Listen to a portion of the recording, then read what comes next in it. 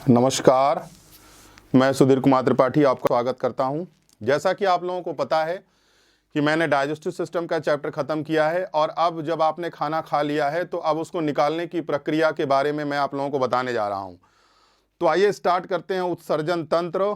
और उत्सर्जन तंत्र में सबसे महत्वपूर्ण चीज़ क्या होती है कि खाना खाने के बाद जो हानिकारक पदार्थ होता है उसको निकालना हमारे लिए अत्यंत आवश्यक हो जाता है। तो इसीलिए हानिकारक पदार्थों को निकालने के लिए पहले हानिकारक पदार्थों को फिल्टर करना बहुत जरूरी होता है। तो हानिकारक पदार्थों को फिल्टर करने के लिए हमारे शरीर में एक बड़ी ही इंपॉर्टेंट चीज पाई जाती है जिसका नाम है किडनी। तो किडनी से रिलेटेड चीजों के हम आपसे सामने डिस्कस करने जा रहे हैं। तो आइए स्टार्ट करते हैं किडनी।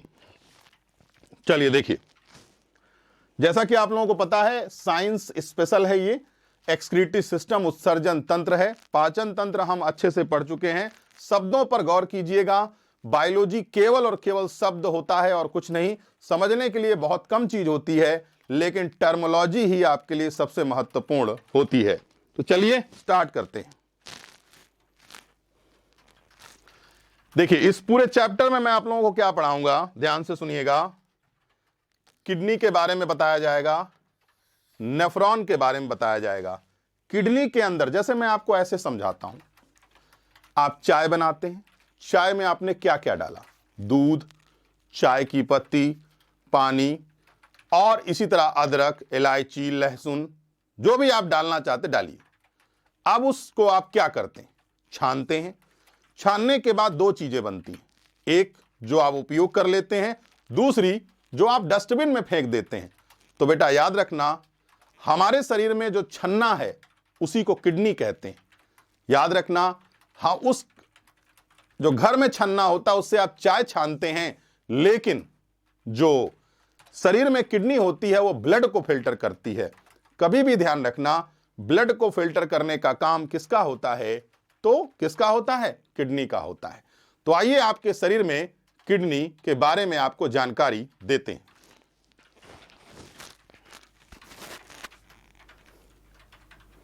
देखो बेटा, एक सुंदर सा चित्र आपके सामने आ गया होगा, ध्यान से समझिएगा। किडनी का आकार बीन्स शेप होता है, राजमा के बीज के आकार का होता है। देखिए, राजमा का बीज आपको दिख रहा होगा ये पूरे स्ट्रक्चर में। यानी किडनी का आकार, ये ऐसे समझ लो, ये पूरा स्ट्रक्चर है और ये आपके सामने सेक्शनल डायग्राम है। बहुत आसानी से आप समझ रहे होंगे, वो पूरा स्ट्रक्चर है और ये आपके सामने सेक्शनल डायग्राम है। ठीक है, अब मेरी बात को ध्यान से सुनिए आप लोग। हमारी जो किडनी होती है वो होती कहां है, तो बेटा याद रखना, ये रीढ़ की हड्डी है बीचों बीच, इसके दोनों तरफ एक एक किडनी ऐसे पाई जाती। ये एक किडनी है, ये एक किडनी है, और ये हमारा चैम्बर होता है पेट के नीचे, जहां पर यूरिन या पेशाब आकर के इकट्ठा होता है। और जब हमारे दिमाग पर प्रेशर पड़ता है तो हम उस यूरिन या पेशाब को शरीर से बाहर निकाल देते हैं। ध्यान रखना इस बात को। और आगे बढ़ते हैं। हमारी जो किडनी होती है उसमें सबसे इंपॉर्टेंट पार्ट क्या चीज होता है, किडनी में जैसे चाय की छन्नी है तो वो है, उसी तरीके से किडनी में सबसे इंपॉर्टेंट पार्ट क्या है, नेफ्रॉन। किडनी के अध्ययन को क्या कहा जाता है, नेफ्रोलॉजी। और आपसे प्रश्न पूछता हूं, उत्तर बताइएगा। लीवर के अध्ययन को क्या कहते हैं, तो आप कहोगे सर हिपैटोलॉजी। समझ में आई बात, क्या कहोगे, हिपैटोलॉजी। यानी यकृत के अध्ययन को हम हिपैटोलॉजी के नाम से जानते हैं। आगे बढ़ते हैं। किडनी में सबसे इंपॉर्टेंट पार्ट है नेफ्रॉन, यानी यही छन्ना है। और बेटा यही खराब हो जाए ना तो समझ जाइए किडनी किसी भी काम की नहीं रहती। और हां, नेफ्रॉन की संख्या 1-2 नहीं होती, नेफ्रॉन की संख्या याद रखिएगा 10 लाख होती है। कितनी होती है, 10 लाख से भी ज्यादा नेफ्रॉन्स आपकी एक किडनी में होता है। एक किडनी में 10 लाख नेफ्रॉन सोच सकते हैं आप, नहीं सोच सकते, लेकिन ध्यान रखिएगा और सुनिए। यानी दोनों किडनी मिला लीजिए तो कितने हो गए, 20 लाख नेफ्रॉन्स होते हैं। यानी 20 लाख छन्ने एक साथ काम करते हैं। कभी भी किडनी की बात आए तो तुरंत नेफ्रॉन ध्यान रखिएगा बेटा, क्योंकि नेफ्रॉन ही सबसे महत्वपूर्ण चीज होती है। और जानते हैं। अच्छा, कभी भी रीनल शब्द आ जाए तो रीनल शब्द का मतलब ही होता है किडनी, यानी renal word related to kidney. एक किडनी का वजन 120 ग्राम से 170 ग्राम होता है, यानी किडनी का भार 120 से 170 ग्राम के आसपास होता है। यानी एक किडनी 120 ग्राम की भी हो सकती है, 170 ग्राम की भी हो सकती है। और हां, हमारी जो किडनी है वो एक झिल्ली से घिरी होती है। उस झिल्ली को मैं लिखता हूं, नाम है पेरिटोनियम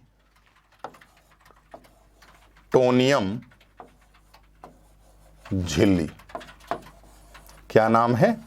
पेरिटोनियम झिल्ली। आगे हिंदी में लिखा होगा, घबराइएगा नहीं। यानी हमारे शरीर में किडनी किस झिल्ली से घिरी होती है? तो उसका नाम है पेरिटोनियम झिल्ली के द्वारा घिरी होती है। बाहरी भाग को कॉर्टेक्स कहते हैं, इनर को मेडुला कहते हैं। और सुनो बेटा, अब आपसे एक प्रश्न पूछा जाता है, ये बताओ हमारी किडनी में जो गंदा ब्लड है उसको लेकर के कौन आता है? देखो, तो लेकर आएगा रीनल धमनी। ये देखो, आपका ब्लड यहां से आएगा और जो कैसा है, जो है यूरिया मिला हुआ रक्त। यूरिया मिला हुआ रक्त है। अब ये यूरिया मिला हुआ रक्त यहां से आया, कहां गया? नेफ्रॉन में गया। याद रखना, इस नेफ्रॉन में चला गया, इस जगह से ये नेफ्रॉन में चला गया। और बेटा याद रखना, इस नेफ्रॉन में गया और नेफ्रॉन ने इसको फिल्टर कर दिया। और फिल्टर करने के बाद जो गंदी चीजें थी, यूरिया, वो यहां से निकला। देखो, ये देखो, ये होता हुआ यहां आ गया। ये जो गंदी चीजें थी वो यहां इकट्ठा हो गया, और जो अच्छी चीज थी वो रीनल वेन से आपके कहां चली गई? वो आपके हार्ट में चली गई। कहां चली गई? हार्ट में। और हार्ट से हमने इसको कहां भेज दिया? फेफड़ों में। और आप ये बताओ, अब आपके पास ग्लूकोज है और इस ग्लूकोज को आपने ऑक्सीजन जोड़ दिया और अब आपको क्या मिल गई? तो आपका उत्तर होगा क्या? एनर्जी मिल गई। तो हमारी बात को ध्यान से सुनिए। आपकी किडनी एक ऐसी चीज है जहां कुछ आता है, फिल्टर होता है, दो चीजें बनती हैं। एक चीज हम बाहर निकाल देते हैं और एक चीज हम फिर से इस्तेमाल कर लेते हैं। तो बताइए, किडनी में कौन सी नली से ब्लड प्रवेश करता है? तो उसका नाम है रीनल धमनी। और किस नली से वह आपके हार्ट में जाता है? तो उसका नाम है क्या? रीनल सिरा। ध्यान रखना। और सुनो, किडनी से कौन सी नली मूत्राशय में जुड़ती है? तो उसका नाम है यूरेटर्स। ध्यान रखना। और सुनो बेटा, लास्ट में ये जो पार्ट है ना, ये इसको हम मूत्र मार्ग कहते हैं, यूरेथ्रा। शब्दों को ध्यान दीजिएगा, शब्दों से ही प्रश्न बनते हैं। पूछा गया आपसे यूरेथ्रा किसका पार्ट है? तो आपने कहा किडनी का पार्ट है। आपसे पूछा गया किडनी कौन सी शेप की होती है? तो आपने बताया बीन्स शेप की होती है। किडनी का वेट कितना होता है, भार? तो आपने बताया 120 से 170 ग्राम की किडनी होती है। किडनी कौन सी झिल्ली से घिरी होती है? तो उसका नाम था क्या? पेरिटोनियम झिल्ली। किडनी पेरिटोनियम झिल्ली के द्वारा घिरी होती है। किडनी में सबसे इंपॉर्टेंट पार्ट क्या है? तो उसका नाम है नेफ्रॉन। यानी nephron is basic unit of kidney. Nephron kidney की सबसे छोटी इकाई होती है। और किडनी के अध्ययन को क्या कहा जाता है? तो नेफ्रोलॉजी के नाम से जाना जाता है। और बताते हैं, किडनी से जो नली निकलती है उसे मूत्र नलिका कहते हैं। और जहां पर आपका यूरिन इकट्ठा होता है उसे मूत्राशय कहते हैं। और जहां से आप उसे बाहर निकालते हैं उसे यूरेथ्रा कहते हैं। ध्यान रखिएगा, भूलिएगा नहीं, क्योंकि भूल जाइएगा तो एग्जाम में क्वेश्चन गलत हो जाएगा। चलिए इन्हीं को शब्दों में देखते हैं हम लोग। ध्यान से देखो, मैंने अभी अभी जस्ट आपको समझाया भी है सारी चीजें। किडनी का वेट कितना है? 120 से 170 ग्राम। ये देखो, किडनी राजमा के बीज के आकार की होती है, ये देखो राजमा का बीज। किडनी पेरिटोनियम झिल्ली से घिरी होती है, जस्ट अभी अभी मैंने आपको बताया। किडनी दो होती है या एक होती है, तो किडनी दो होती है, द्विबीजपत्री। और जानिए, नेफ्रॉन किडनी में सबसे इंपॉर्टेंट होता है। Nephron is basic unit of kidney, ध्यान रखिएगा। Study of nephron is known as nephrology, ये देख लो। किडनी के अध्ययन को क्या कहा जाता है? नेफ्रोलॉजी के नाम से जाना जाता है। ये बहुत बेसिक चीजें हैं जो मैं आपको यहां पर क्लियर कर रहा हूं और बताने की कोशिश कर रहा हूं। चलिए आगे बढ़ते हैं। देखो बेटा, जो पक्षी होते हैं उनमें मूत्राशय नहीं होता, यानी यूरिनरी ब्लैडर नहीं होगा। क्यों? क्योंकि अगर उनमें पानी भर गया तो वो लोग उड़ नहीं पाएंगे, और उड़ नहीं पाएंगे तो पक्षियों का कोई मतलब नहीं होता। रीनल शब्द किसके लिए यूज होता है? तो रीनल शब्द ओनली रिलेटेड टू क्या? किडनी, अभी अभी जस्ट बताया। अच्छा, अब आपसे प्रश्न पूछा गया कौन सी धमनी से ब्लड किडनी में आता है?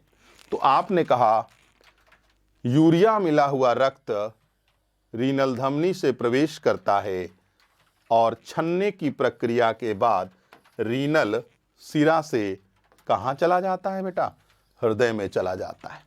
बहुत सिंपल तरीके से बताया। एक जगह है जिसका नाम है किडनी, वहां ब्लड आता है, फिल्टर होता है, और फिल्टर होने के बाद वह जो गंदगी है वो आप बाहर निकाल देते हैं, और जो अच्छी चीज है आप उसका सेवन कर लेते हैं, यानी आप उसका इस्तेमाल कर लेते हैं।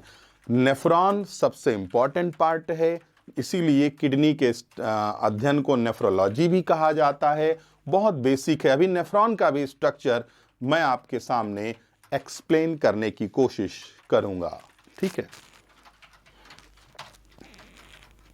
कौन सी धमनी से आता है? रीनल धमनी से। छन्ने के बाद कौन से जाता है? तो रीनल सिरा से। यूरेथ्रा किसका पार्ट? देखो बेटा, ये नेफ्रॉन का भाग आ गया, ध्यान से देखो। मैं आपको पहले चित्र दिखाता हूं, फिर इसके बाद इसको समझा दूंगा। देखिए इधर, ये नेफ्रॉन है, सोच लो ऐसा ही नेफ्रॉन कितना होता है? 1 2 3 4 5 10 लाख नेफ्रॉन्स होते हैं। सोच लो, एक किडनी में 10 लाख, तो दोनों किडनी मिला लीजिए तो 20 लाख नेफ्रॉन्स होते हैं। अब इसको जरा बेसिक तरीके से समझते हैं, सुनिएगा। ये जो कप लाइक स्ट्रक्चर है, ये इसे कहते हैं बोमन संपुट, भूलना नहीं। कप लाइक स्ट्रक्चर, जो कप की भांति संरचना होती है, उसे हम बोमन संपुट के नाम से जानते हैं। और जो रक्त नलिकाओं का जाल होता है उसे हम केशिका गुच्छ कहते हैं, ठीक है। और जो ये यहां से एक ट्यूब निकलती है उसे हम बोलते हैं हेनले लूप, समझे। और अंत में संग्राही नलिका है। तो बेटा याद रखना, इसी संग्राही नलिका में, कलेक्टिव डक्ट में सारी गंदगी आ जाती है, और उसी गंदगी को हम मूत्र नलिका में निकाल देते हैं। मूत्र नलिका से मूत्राशय में चला जाता है, मूत्राशय से मूत्र मार्ग में चला जाता है, और फिर यानी कुल मिलाकर के छानने का काम कौन करता है? नेफ्रॉन करता है, ठीक है। तो अब जानते हैं कैसे छनती है चीजें। अभिवाही धमनिका, ठीक है। इस अभिवाही धमनिका से ब्लड आएगा, इसी केशिका गुच्छ में छन जाएगा। तो आपसे मैं पूछता हूं, डायलिसिस की क्रिया कहां होती है? तो आपका उत्तर क्या हुआ? केशिका गुच्छ। बेटा हमेशा ध्यान रखना, डायलिसिस का प्रोसेस कहां होता है? तो डायलिसिस का प्रोसेस होता है कहां? नेफ्रॉन में। यानी नेफ्रॉन में ही डायलिसिस की क्रिया होती है, और कहीं भी डायलिसिस नहीं होता। डायलिसिस का मतलब होता है ब्लड का छनना या ब्लड का फिल्टर हो जाना। समझ में आ गई बात? ध्यान रखना। अभिवाही धमनिका से जाता है, इस जगह फिल्टर होता है, तो गंदी चीजें इस जगह पर आपके आ जाती हैं। कहां? बोमेन संपुट में। और जो अच्छी चीज है वो यहां से होता हुआ सीधा आपके इन जगहों से, इस जगह से होता हुआ आपके हार्ट में चला जाता है।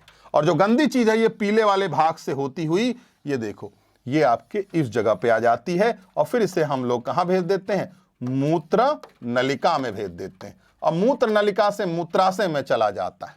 तो ध्यान रखना बेटा, ध्यान रखो। इस चित्र को आपने देख लिया। अब देखिए इधर, इधर देखो, approx 10 lakhs nephrons found in each kidney, यानी प्रत्येक किडनी में 10 लाख से भी ज्यादा नेफ्रॉन्स पाए जाते हैं। मैंने आपको बताया, यानी 10 लाख से भी ज्यादा छन्ने पाए जाते हैं। और जानिए, डायामीटर ऑफ, देखो ऐसे समझ लो, अभिवाही धमनिका का व्यास ज्यादा होता है, अपवाही धमनिका का व्यास, अभिवाही धमनिका का व्यास अपवाही धमनिका से अधिक होता है। अब बेटा याद रखना, मान लो एक ट्यूब है, यहां पर ए पॉइंट है, ये बी पॉइंट है, यहां पर प्रेशर कम लगेगा, यहां प्रेशर ज्यादा। तो ध्यान रखना, इस नली में प्रेशर जब ज्यादा लगेगा तो यहां से चीजें छन जाएंगी, पतली झिल्ली होगी। तो यही काम होता है, अभिवाही धमनिका में ब्लड आता है और अपवाही धमनिका में प्रेशर ज्यादा पड़ता है तो वह छन जाता है। और छनने के बाद, और देखो छनता कहां है, केशिका गुच्छ में, यानी केशिका गुच्छ या जिसको हम लोग ग्लोमेरुलस के नाम से जानते हैं, वहां पर यह फिल्टर होता है और फिर इसके बाद डायलिसिस की प्रक्रिया पाई जाती है। और कप की भांति संरचना को नेफ्रॉन में बोमन संपुट कहते हैं, यानी कप की भांति संरचना को नेफ्रॉन में हम बोमेन संपुट के नाम से भी जानते हैं। और हां, ग्लूकोज का पुनः अवशोषण हेनले लूप में होता है। एग्जाम में पूछा जाता है हेनले लूप या बोमेन संपुट किसका भाग है, तो आप लिखेंगे किडनी का भाग है। यूरिया का निर्माण कहां होता है, संग्राही नलिका में होता है। ध्यान रखना बेटा, ये देखो वोमेन्स कैप्सूल, ये, अब आप इसको जरा सा चीजों को ऐसे समझिए। हम जो भी हम कितना लीटर निकालते हैं पर डे, तो बेटा याद रखना, पर डे हम जो पेशाब निकालते हैं 1.5 से 2 लीटर हम लोग बाहर निकाल देते हैं। पर डे का नियम है 1.5 से 2 लीटर यूरिन हम शरीर से बाहर निकालते हैं। पानी ज्यादा पिएंगे तो ज्यादा भी यूरिन निकल सकता है। इसका पीएच कितना होता है, 6.8, यानी हमारा जो यूरिन है, पेशाब, वह एसिडिक होता है, अम्लीय नेचर का होता है और स्वाद में खट्टा होता है। अब यह बताओ कितना परसेंट पानी होगा, 95%। 2% क्या होगा, यूरिया, 0.05% यूरिक एसिड, और बेटा याद रखना सोडियम, पोटेशियम, ग्लूकोज, यानी कुछ अच्छी चीजें भी निकल जाती हैं और टोटल 100% हो गया। ये कितना परसेंट हो गया, 100%। तो हमारे कहने का एक सामान्य मतलब है, समझिएगा, कितना परसेंट यूरिया हम निकालते हैं, तो 2% यूरिया हम निकालते हैं, 2% से ज्यादा तो हम नहीं निकाल पाते। यूरिक एसिड भी हम निकालते हैं लेकिन उसकी मात्रा कम होती है, ध्यान रखना। अच्छा, डायलिसिस किससे संबंधित है, तो ध्यान रखना, डायलिसिस रिलेटेड टू किडनी, यानी डायलिसिस किससे संबंधित है, तो वह किडनी से संबंधित है, याद रखिएगा। तो बेटा याद रखना, सबसे ज्यादा हम पानी निकालते हैं, यूरिक एसिड हम बहुत कम मात्रा में निकालते हैं, ये याद रखना। चलो, अब मैं कुछ विशेष बातें बताने जा रहा हूं, उसको जरा सा ध्यान से समझने की कोशिश करिएगा। देखो, इस क्लास में, यानी जब हम ऑनलाइन क्लास आपको पढ़ा रहे हैं, तो आप जानते हैं कि बहुत सारा ऐसा स्टूडेंट होगा जो चॉकलेट खाता होगा। लड़कियां ज्यादा खाती हैं क्योंकि लड़का तो देने में ही परेशान रहता है चॉकलेट को। तो याद रखिएगा, चॉकलेट खाने वाला जो व्यक्ति होता है उसकी किडनी खराब होने के चांस बहुत ज्यादा बढ़ जाते हैं। क्यों? क्योंकि चॉकलेट खाते खाते किडनी में या पूरे शरीर में एक धातु ज्यादा हो जाती है और उसको कहते हैं कैडमियम धातु। कैडमियम धातु अगर ज्यादा हो गई तो आपके शरीर में, किडनी में संक्रमण हो जाता है और आपको एक रोग होगा, इटाई। ध्यान रखना, यानी चॉकलेट खाने वालों के साथ एक बहुत बड़ी समस्या यह है कि अगर वो चॉकलेट खाते हैं तो समझ जाइए उनकी किडनी खराब होने के चांस बढ़ जाता है। क्यों? क्योंकि अगर किडनी खराब हो गई तो समझ जाइए आपका ना फिल्ट्रेशन होगा, ना तो ब्लड फिल्टर होगा और आदमी के मरने के चांस बढ़ जाएंगे, क्योंकि शरीर में जहर फैल जाएगा। तो किस धातु की वजह से इटाई इटाई रोग होता है? तो उसका नाम है क्या? कैडमियम धातु। ये देखो लिखा हुआ है। और हां, किडनी में जो पथरी होती है उसके पीछे का रीजन कौन है? तो उसे हम कहते हैं कैल्शियम ऑक्सलेट। यानी कैल्शियम ऑक्सलेट। टमाटर खाते हैं आप लोग? टमाटर में एक एसिड होता है, ऑक्सैलिक एसिड। Oxalic acid.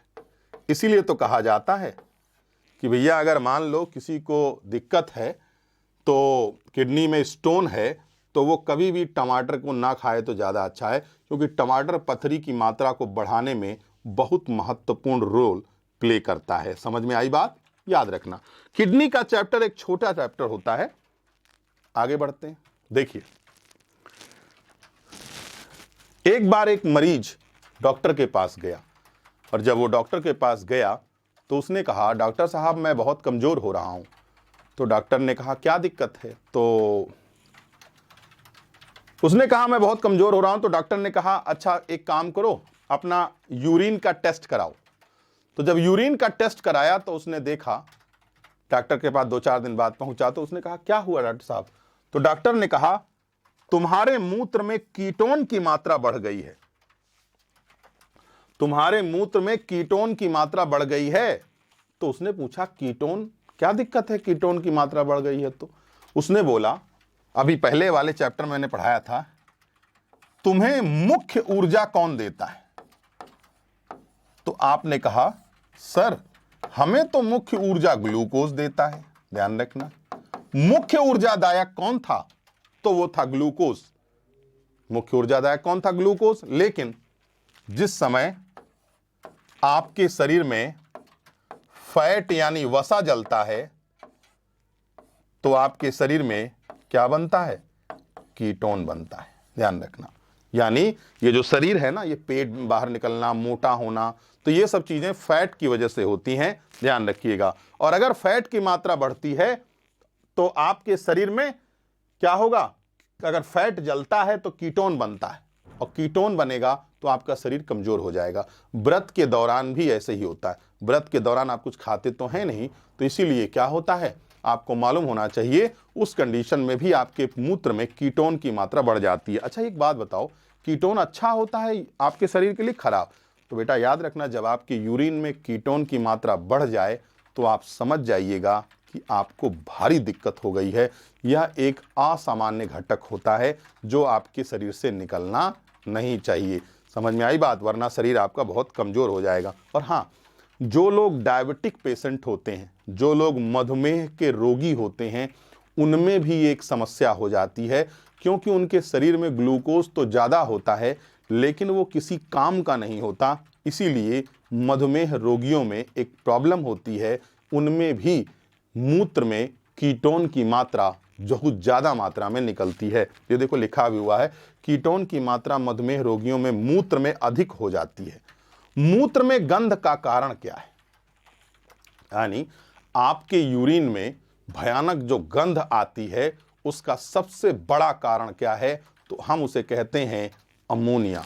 और सुनो बेटा, आपने तो यूरिया निकाला था। अब एक प्रश्न पूछ लेता हूं यहां, अगर आपने पिछला चैप्टर अच्छे से पढ़ा है तो बताइए, अमोनिया को यूरिया में कौन बदलता है? तो अमोनिया को यूरिया में बदलता है लीवर।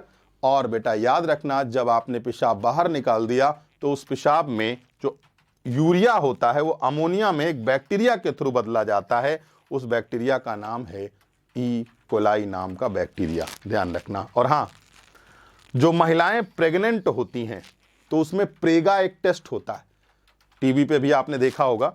जो प्रेगा टेस्ट होता है उसमें कौन सा प्रोटीन होता है यूरिन में? Creatinine protein. और बेटा याद रखना, अगर क्रेटिनिन नाम का प्रोटीन ज़्यादा निकला तो समझ जाइएगा किडनी खराब होने के चांस बढ़ जाते हैं। समझे बात को? तो आपकी किडनी, अगर आपके मूत्र में, अगर आपके यूरिन में क्या क्या निकल रहा है, अगर आपके यूरिन में देखिएगा, ध्यान से सुनिएगा, कीटोन निकल रहा है, क्रेटिनिन नाम का प्रोटीन निकल रहा है, तो समझ जाइए आपकी किडनी खराब होने के चांस बढ़ जाते हैं। समझ में आई बात? याद रखिएगा। चलो आगे बढ़ते हैं। देखो, हम लोग मुख्यतः क्या निकालते हैं? हम स्तनधारी हैं तो हम यूरिया निकालेंगे, इसलिए हमको यूरियोटेलिक कहा जाता है। जो सरीसृप होते हैं, सांप, छिपकली, मगरमच्छ, पक्षी, क्या निकालते हैं? Uric acid. अब बेटा याद रखना, पक्षी अर्धठोस निकालता है यूरियोटेलिक, और जो जीव छोटे छोटे होते हैं, ये देख लो, सूक्ष्म जलीय जीव, तो सूक्ष्म जलीय जीव क्या निकालता है? अमोनिया। यानी अमोनिया को निकलने के लिए भरपूर मात्रा में पानी की जरूरत होती है, ध्यान रखना। और मकड़ी क्या निकालती है? तो ग्वानिन नाम का पदार्थ निकालती है। ये भी आप बहुत आसानी से समझ गए होंगे, इसको याद रखिएगा, एग्जाम में पूछा जाता है। क्योंकि स्तनधारियों में यूरिया निकालने की क्षमता होती है, सरीसृप में यानी जो छिपकली है, सांप है और पक्षी हैं, इन सब में क्या निकालने की क्षमता होती है? तो ध्यान रखिएगा, इन सब में निकालने की क्षमता पाई जाती है, जिसका नाम है यूरिक एसिड। जो जीव पानी में रहते हैं, उनमें जो निकालने की क्षमता होती है वो अमोनिया, क्योंकि अमोनिया को निकालने के लिए भरपूर पानी की आवश्यकता होती है। और जो मकड़ी होती है, जिसको स्पाइडर कहते हैं, वह ग्वानिन नाम का पदार्थ शरीर से बाहर निकालती है। देखिए, आज के लिए इतना ही रहेगा। तो बेटा इस पूरे चैप्टर में ध्यान रखिएगा, नेफ्रॉन याद रखिएगा, नेफ्रॉन याद रखना है, किडनी का आकार याद रखना है, कौन कौन से शब्द मैंने बताए, केशिका गुच्छ बताया, डायलिसिस वहीं होती है, और हाँ, रीनल धमनी बताया, रीनल सिरा बताया। इन सब शब्दों को याद रखिए। रीनल धमनी से ब्लड आता है, फिर आपके ब्लड में फिल्टर होता है आपकी किडनी में, फिर उसको शरीर से बाहर निकाल दिया जाता है, जो यूरिन वगैरह है, और जो आपकी अच्छी चीजें हैं वो फिर से आपकी बॉडी में भेज दी जाती है। समझ में आ गई बात? ध्यान रखिएगा इस बात को। इसके अलावा कीटोन हमारी यूरिन में जो आता है, तो समझ जाइए ये अशुभ संकेत है। क्रेटिनिन नाम की प्रोटीन आती है, तो भी समझ जाइए ये अशुभ संकेत है। ठीक है, हम 95% पानी निकालते हैं, 2% यूरिया निकालते हैं और 0.05% यूरिक एसिड निकालते हैं। तो कुल मिला के ये समझ सकते हैं। और हाँ, किडनी राजमा के बीच के आकार की होती है, और किडनी में सबसे इंपॉर्टेंट पार्ट नेफ्रॉन होता है। किडनी में मूत्र नलिका होती है, यूरेटर्स। इसके अलावा आपको मालूम होगा मूत्राशय होता है, यूरिनरी ब्लैडर, और एक होती है क्या? मूत्र मार्ग, जिसको आप कहते हैं यूरेथ्रा। इन शब्दों को जरूर याद रखिए, शब्दों से ही आपके एग्जाम में क्वेश्चन पूछे जाते हैं। इसीलिए kidney is very important part. Dialysis related to kidney. Dialysis किससे संबंधित होता है? तो डायलिसिस कुल मिलाकर के आपकी किडनी से रिलेटेड होता है। उम्मीद करता हूं ये चैप्टर बहुत आसान होगा आपके लिए। अब इससे रिलेटेड आपको एमसीक्यूज कराए जाएंगे, ताकि आप अपनी तैयारी का मूल्यांकन कर सकें। तब तक के लिए नमस्कार, धन्यवाद।